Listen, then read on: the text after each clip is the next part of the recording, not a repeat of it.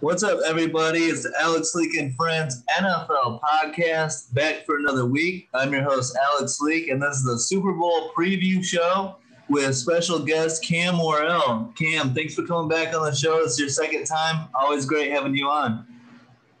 Yeah, man. I know you reached out on Twitter, and I apologize, but thanks for hitting me up on the text, man, because I totally overlooked you, man. Appreciate you having me on. Love coming and talking, whether it's Bears football, Super Bowl, whatever, man. Always enjoy it. Yeah, it's going to be awesome, and I really appreciate it. Now let's get into this. I mean, this Super Bowl I'm really excited about. Chiefs, Bucks, it seems to be the perfect matchup. The GOAT versus Mahomes, who's trying to make a name for himself, stack all these championships. I think it's the two best teams in football. I think that's what we're getting. Do you agree? I wouldn't have agreed with you 2 weeks ago, even before the NFC Championship. I thought Kansas City was better than Buffalo, but I think that the distance between, or at least I thought the distance between those two had closed, significantly, or at least, the second best AFC team trying to chase the Chiefs down. I thought that had closed, but, KC was dominant again. But I really thought Green Bay, with everything that they can do, run it. Aaron Rodgers is playing out of his mind. Yeah. Defensively, they're good against the run. They're good against, they're very balanced. Buffalo, I thought, was very balanced. Those are the teams. Maybe I'm just biased, man, because I'm Pat Hill, Lovie Smith disciple. But those balanced, unless you have Mahomes, or you have Brady with Mike Evans and Gronk and, Braid, all of the weapons, Scotty Miller, all the weapons he has. If you're balanced, you're just difficult to game plan for and execute against. So that's where I lean. But man, I was very impressed with Tampa Bay's defense. They got away with a lot, but man, if the refs are going to let you play, then that's what you do. That's you push the boundaries of what they allow you to do. And they were bullies against the Packers in their own house. And you saw, them really physically, Todd Bowles put his stamp on it, physically beat up that Green Bay offense. And so, like I said, I wouldn't have agreed with you, and I got long-winded there. But man, you are right. The way they can get after the passer, how they can rush for, still play well against the run if they're in a cover two shell. They're so balanced defensively. They pressure you from different angles. And then Tom Brady's such a distributor. And as he progresses, I saw, he's the same Tom Brady. His arm talent's not the same. He might not be able to move as well, but he can process as well as anybody I've ever seen, not named probably Peyton Manning. And it's apparent with those weapons, man. There is going to be a fun matchup on Sunday. Yeah, I can't wait. And one of the sneaky storylines for this is Tom Brady in a Super Bowl rematch against defensive coordinator Steve Spagnuolo, who was the DC in 2007 when those Giants knocked off Tom Brady and the undefeated Patriots. So I'm really looking forward to that matchup. Yeah, I didn't even realize that, man. That's they have the playbook on them because, we've seen both of those Giants victories. It's the beat Tom Brady blueprint. And I don't, it's really, really, really hard to beat Tom Brady if you don't get after him early with four guys and make him uncomfortable. Because if you send extra guys, he's going to find where you're not. He's going to get the ball there quicker than you can get to him. But when you can do it with four, you can take away those windows. You can make him move through his progressions a little bit, and you hit him, he's different. His process speeds up. So I didn't know that, I hadn't even paid attention to that. And Spagnuolo's done so many cool things. I mean, he's really, Tyrann Mathieu is a big part of it. You have a guy that can fit anywhere.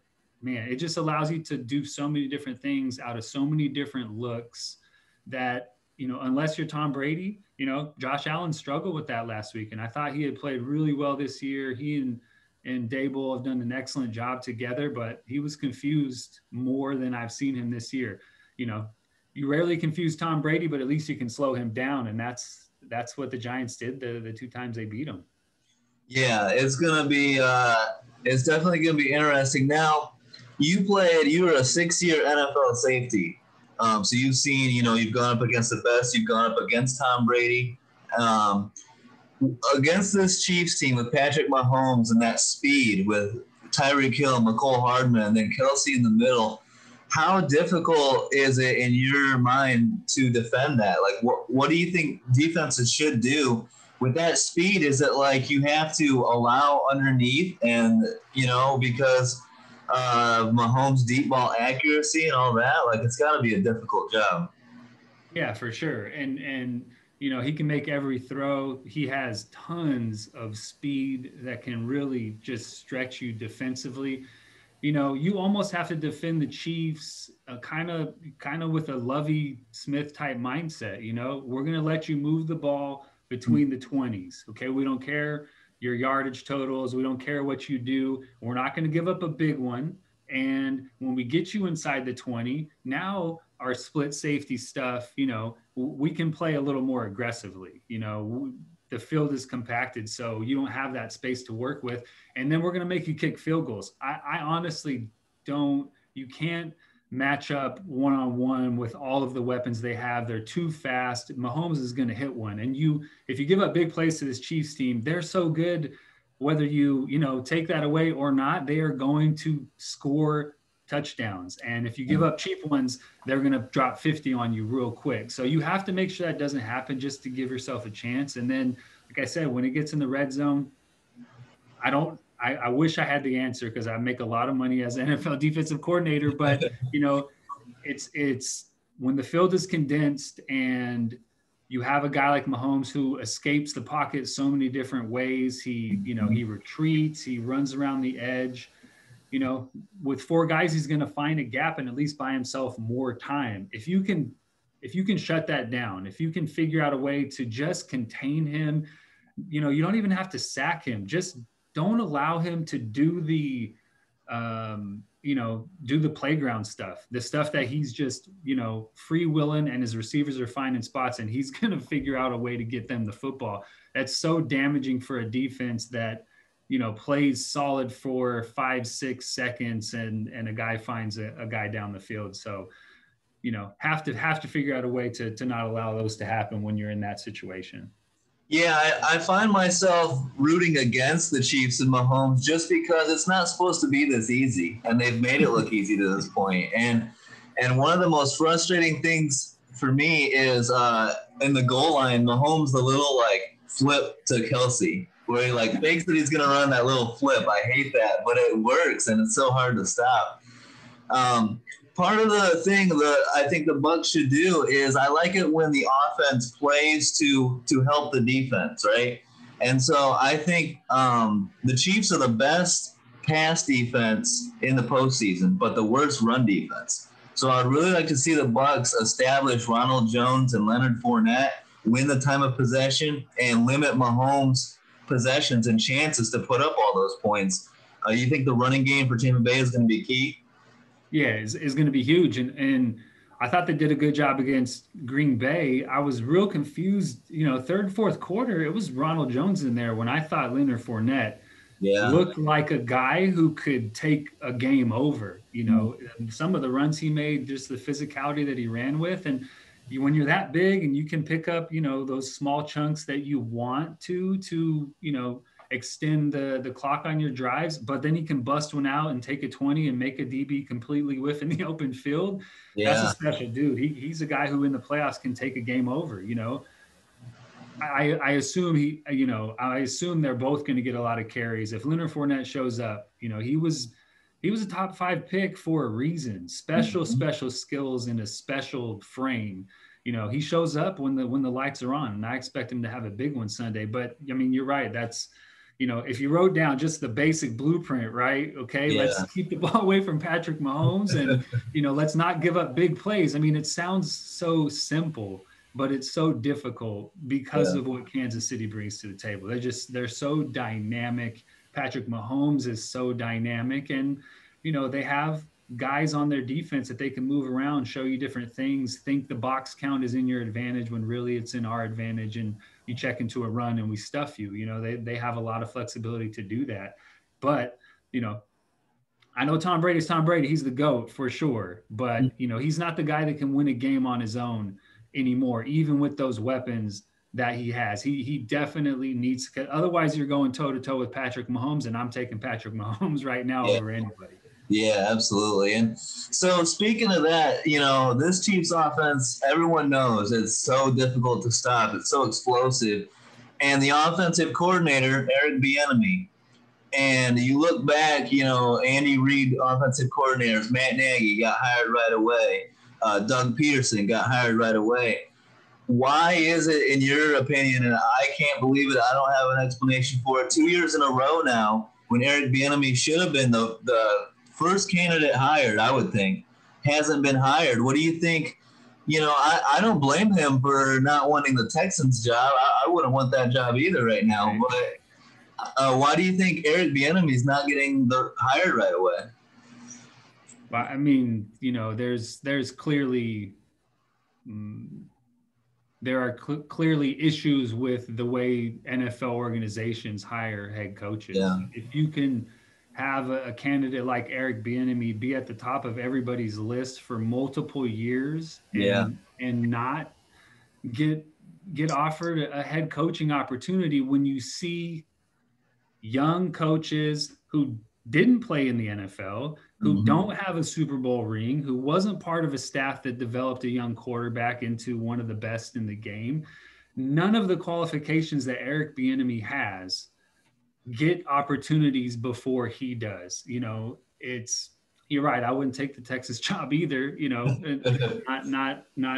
not even consider it probably, but there's clearly a racial bias in the hiring process, and I wish I had the answer to that because it's unfair. There are, a large percentage of the players in the NFL are Black, and a very small percentage of the head coaches in the NFL are Black. That is a problem. I played with tons of guys who are now coaching who I know will have the qualifications when it's time for them to run an NFL team. And, the fact that they don't get a fair opportunity to showcase the talent, the leadership, all of the qualities that they have to run an NFL organization, it's infuriating. And, if this doesn't, I know the Rooney Rule came around, the intentions behind it are very positive. I don't know if it's always applied, in the correct way, but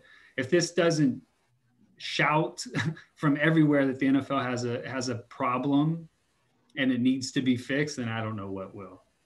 Yeah, and meanwhile, you've got, what's your opinion on this Dan Campbell getting hired in Detroit? I mean, he was a tight ends coach, and, you got the biting off the kneecaps comment. Like, I just think, there's much better, more qualified candidates for that. And I'm biased, a Bears fan. I'm going to hate, of course, but I just felt like that was the weirdest introductory press conference. And it seems a little over his head a little bit, I think. Yeah. I mean, that stuff doesn't work. I mean, it can work in a position group meeting room, that kind of stuff. It can work. You can get guys to buy into that. And it's not, it's hyperbole, obviously, but Dan Campbell in the tight ends room probably speaks 180 from what he speaks in public, in front of the media. So, the way he says things in public, he might sound super cheesy, but he's probably using some choice words behind the scenes.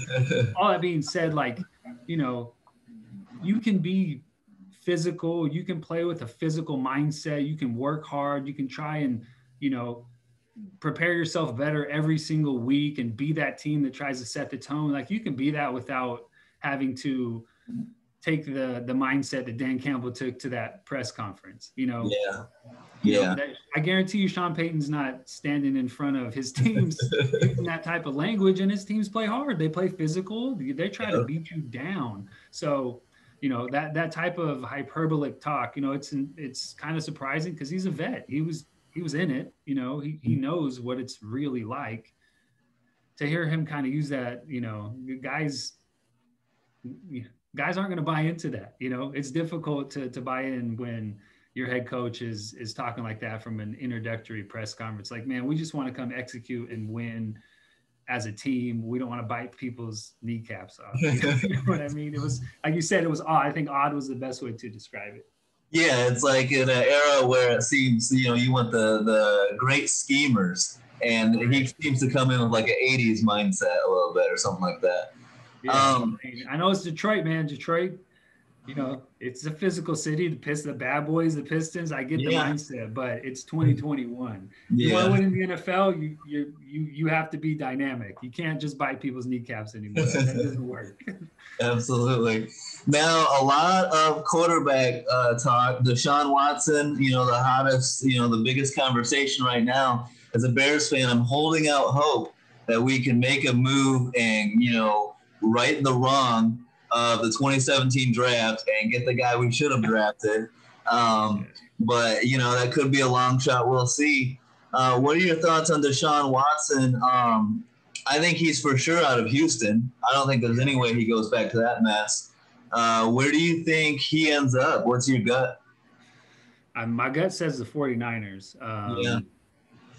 And simply because I think they have some draft capital. I don't have it in front of me exactly what they have, but they do a good job of keeping picks. But they have young defensive talent, and I think it's going to take young defensive talent with a couple first round picks, maybe 3, I don't know, and probably a quarterback too, for someone to pull off the Desean Watson trade. He's just, and 25 years old, at the top of his game, one of the top 5 quarterbacks in the NFL. Those guys just don't get traded. Who's locked up to like what will be a reasonable deal, as some of these younger quarterbacks start signing extensions. So it doesn't happen.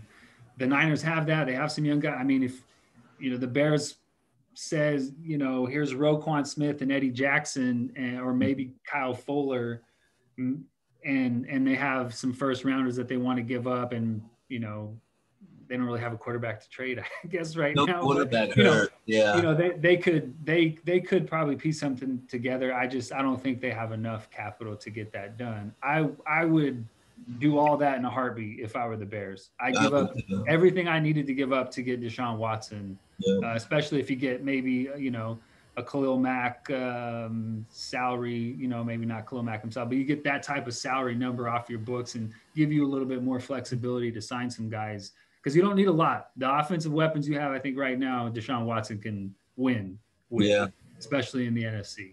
I would love to see it. I hope. I got my Watson jersey on now. I like it.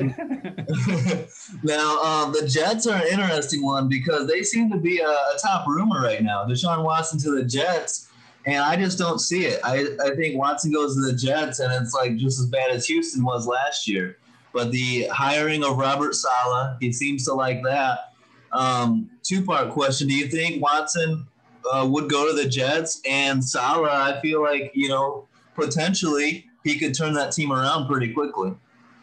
Yeah. And everybody who, and a former Bear, Ricky Manning, is my guy out here in Fresno, he's going to be an assistant DB coach out there with the Jets. Nice. So, I from everybody that I talked to, and I talked to Ricky a lot before he took that role, he loves Robert Saleh. Everybody who coaches with him loves him. Everybody who plays for him, loves his mindset, loves his approach, just loves everything about the way he approaches the game of football. And I think Desean Watson knows that. I think he has people that he trusts who tell him that. So to me, that's a fit that Desean Watson is probably looking for. The Jets draft early in the draft. They have multiple draft picks early, in the first couple rounds. They can give up Sam Darnold, who's still under a rookie contract. I think maybe this was year 4, so maybe they have him for one more year.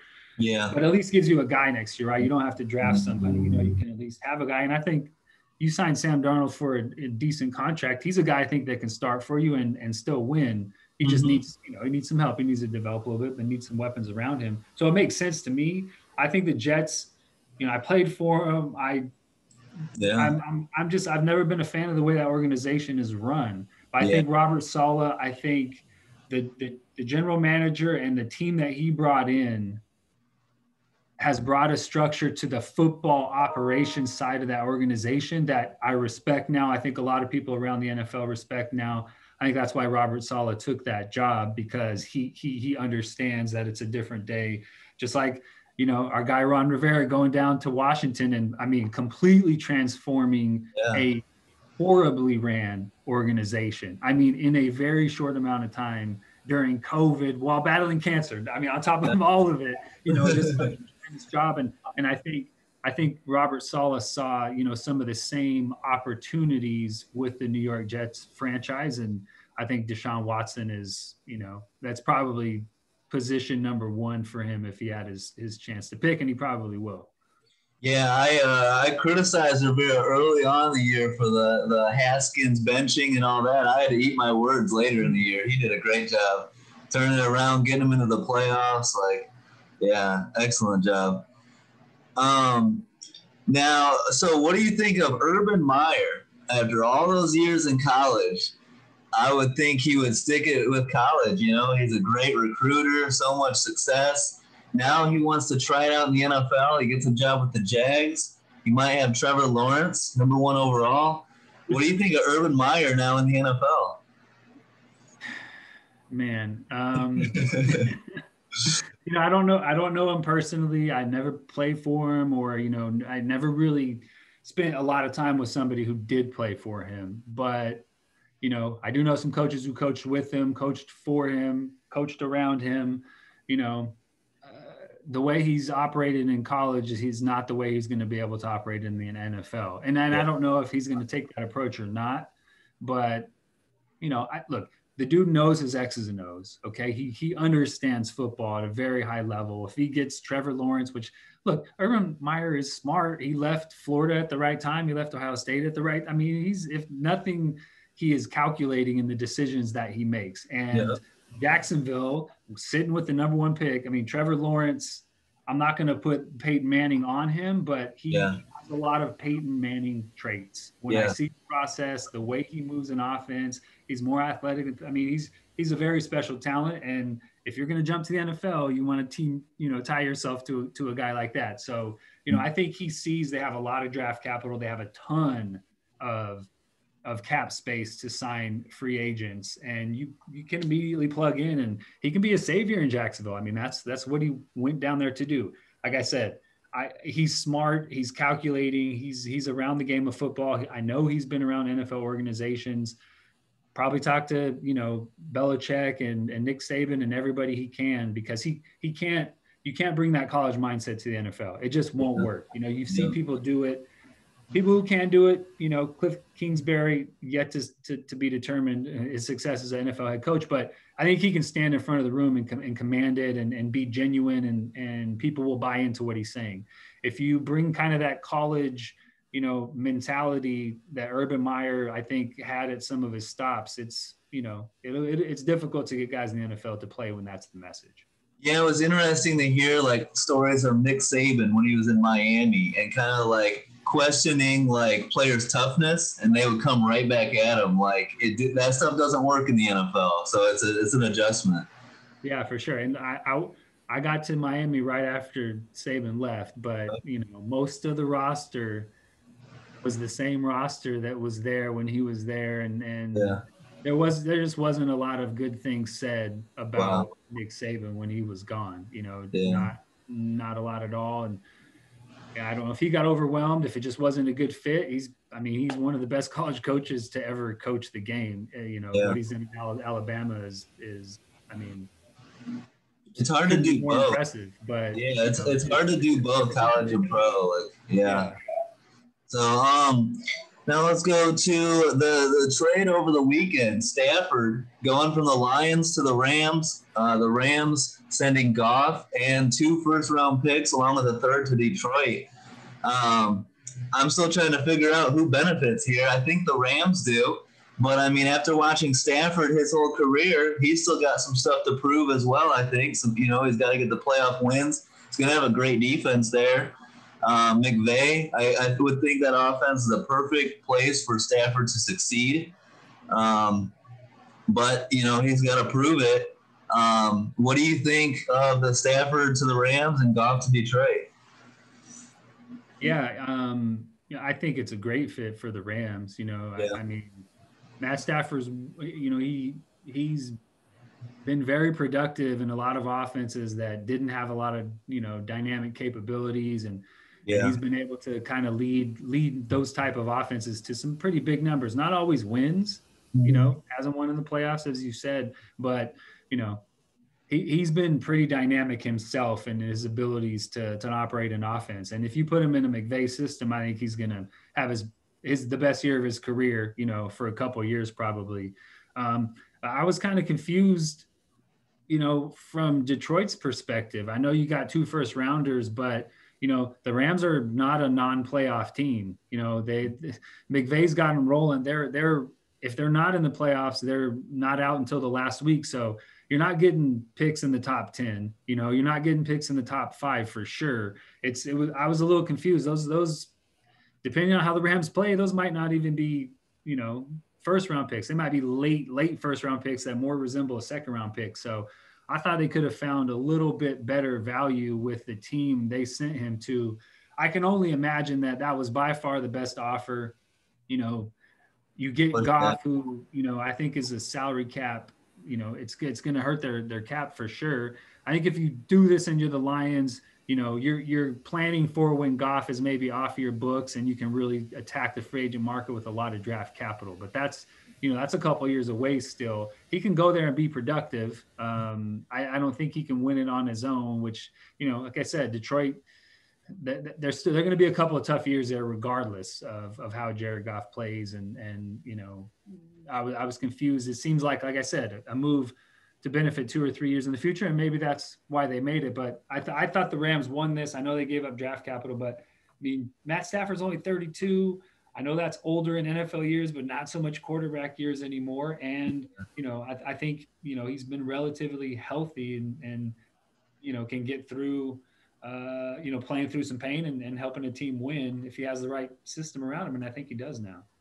Yeah, and just looking at Detroit, I mean, so they hired Dan Campbell, and then you got so there's some not very good things said about Goff on the way out. There were some sources that said like lack of work ethic, football IQ, mobility, accountability, stuff like that. Like so, I don't know. Him going to Detroit with a new coaching staff, I agree. It's going to be a couple rough years, I would think. Maybe they draft a quarterback early on and Goff's like the bridge quarterback or something like that. But yeah, I can say it. Or maybe this is what Goff needs too. Maybe he needs a reset. yeah, Maybe he has played. I mean, he took the Rams to the Super Bowl. I mean, I know McVay and the weapons that he has in the system. Not taking any credit away from that, but Jared Goff was the #1 overall pick. He does have a skill set. Maybe this is what he needs to kind of attack his craft again and start to play football like we have seen him play football in the past. yeah, absolutely. One more question on the quarterback trades. Talking about Kirk Cousins going to San Francisco. Desean Watson might go there. That'd be a good fit. But there was the Niners, I guess, offered the Vikings Jimmy Garoppolo, a second and a fourth for Kirk Cousins, but the Vikings wanted a first rounder back. There's been a lot of talk about it's almost like inevitable Kirk Cousins teaming back up with Kyle Shanahan. Do you think that would be an improvement for San Francisco?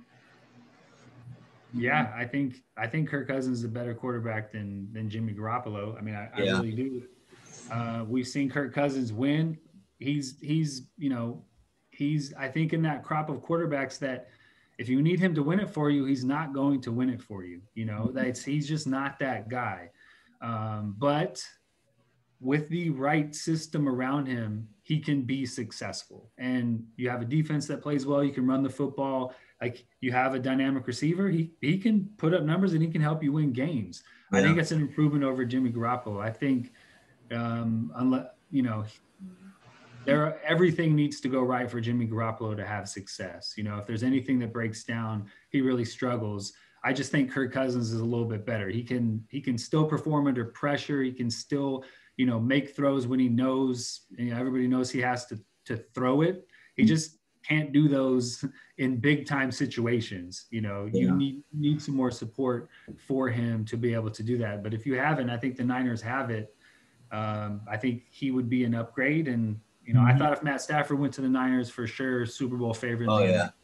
Yeah. I wouldn't put that if Kirk Cousins goes there. I don't think he's the same caliber quarterback as Matt Stafford, but you know, it at least gives them a chance when they're facing, you know, Stafford, Kyler Murray, and Russell Wilson. You know, In that division, that could be crazy. Yeah. And then so let's go back to the Super Bowl. Last question here: Super Bowl prediction. It's coming up Sunday. It's going to be awesome. Should be a great game. Who do you think wins it? And who's your Super Bowl MVP? I mean, I don't know how. I know people will, but I don't know how you bet against Patrick Mahomes and the Kansas City Chiefs. You know, and until somebody does it, and they're on this run, everything is clicking. They have all the pieces in place. Our guy Dave Tobe killing it in the special teams game. Spagnuolo, I mean Eric Bieniemy. All facets of the game are covered. They have tremendously talented people all over the football field, and they have the best, most dynamic quarterback in the NFL. You know, there are ways Tampa can win. You know, I think it's gonna be a good game. I think Tampa Bay will have some stuff defensively. They'll really try to get after Mahomes. They'll try to limit what they can do. But I too much firepower. You're gonna have to outscore them. And I know the Bucs have a lot of weapons and they have the GOAT, but it's Patrick Mahomes' time, and I don't think he's relinquishing it on Sunday. Yeah, I think what sold the deal for me last year was after starting out kind of rough, that comeback against the Niners in the Super Bowl against such a nasty defense, like, you know, with Buckner and Bosa and all those guys over there, Richard Sherman. So against Tampa Bay, I like Tampa Bay's defense, but you know, they got to prove it. And my only hope is that the last time Patrick Mahomes was eliminated from the playoffs, it came with the hands of Tom Brady. So in the GOAT, I trust, and hopefully he can pull it out. And another guy that needs to have a big bounce back game is Carlton Davis, who got torched by Tyreek Hill earlier in the season. I expect him to. I'm a big Carlton Davis fan. I like this whole Bucs secondary is like up and coming. And I hope that they can, if they do their job, and allow the pass rushers to maybe, you know, a second or two more to get home, maybe in a clutch Brady drive, maybe the Bucs can pull it off. I'm going Tampa Bay, but I've been wrong before. Yeah, I mean, but that's you're right though. That for them to win, they're going to have to execute that. You know, I don't want to give the ball to Tom Brady. You know, inside of 2 minutes with an opportunity to win a Super Bowl. I don't want to do that. I don't want to be in that situation.